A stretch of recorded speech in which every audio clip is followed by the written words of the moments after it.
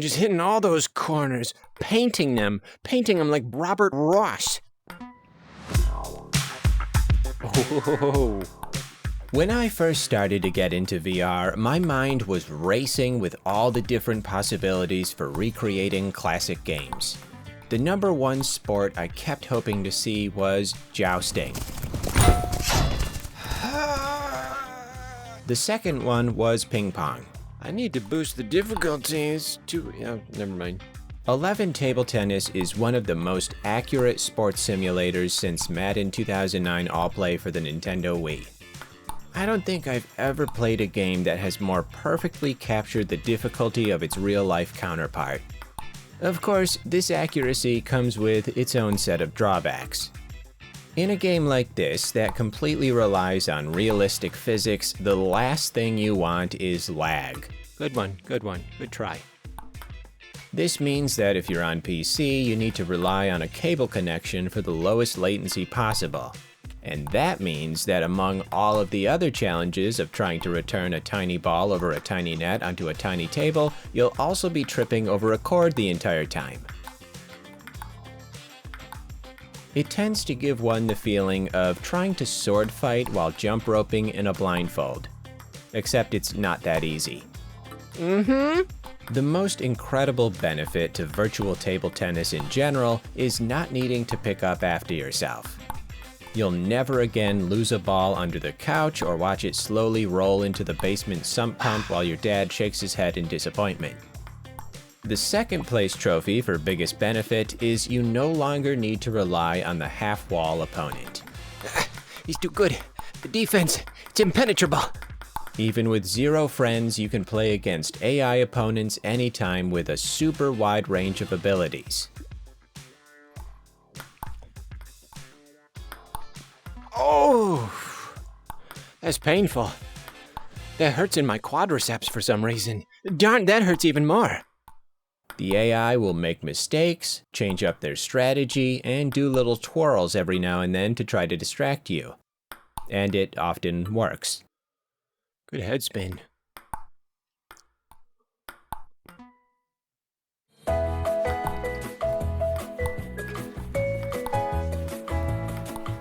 Oh, that was a good one. No matter the difficulty though, you'll always have one unavoidable disadvantage: sweating. It's not as bad as playing Rumble, but it is certainly not a game for a windless summer afternoon. After 30 minutes, I felt like a hippo doing parkour in Egypt. I don't think this is very fair. I'm sweating, and he can't sweat. It's impossible. Biologically. It's crazy because it never feels like you're doing anything physically exhausting until you take the headset off and have to hold it over a sink. In the vein of experiences like the thrill of the fight, it's not just about exercise, it's also about improvement.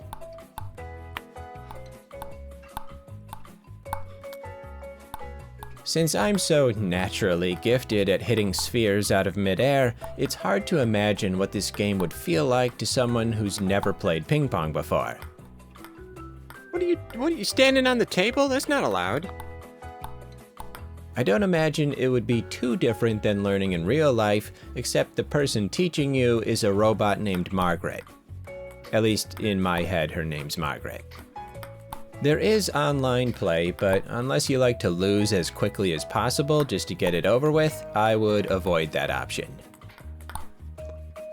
The thing that I still can't get over is the accuracy of the spins. It precisely follows the true-to-life movement of a ball being hit in different ways at different speeds, forcing you to pay attention to how your opponent is returning the ball, not just where it's going. I just want to know, where's the audience? They're missing a heck of a game. Now, ordinarily, I don't like using tangible brainwaves in my gameplay, but thankfully this is an instance where it happens too quickly to do anything but react with instinct and panic. Oh, why isn't the table a little bit longer? My singular complaint is that the AI freezes whenever your return is going to go out of bounds. How do you know? How do you know when it's going out? You don't even try. It's a small detail, but the fact that they don't move reminds me that this is an entity that knows exactly when I'm about to fail and chooses to taunt me with their motionless ridicule, and it makes me angry. The moment I realized just how much I had improved in only a few days was the moment I realized how precious VR is. You ain't got nothing. You should go to the store and get something, 'cause you currently have nothing. 11 Table Tennis is just one example of how the best parts of real life can be replicated for anyone to experience. I can't wait for a bounce house simulator to release. That is when VR gaming will peak. You don't even know what to do about it. You malfunction. If you're on the fence about getting 11 Table Tennis, get down from there. Fences are dangerous. But also, yeah, it's a good game.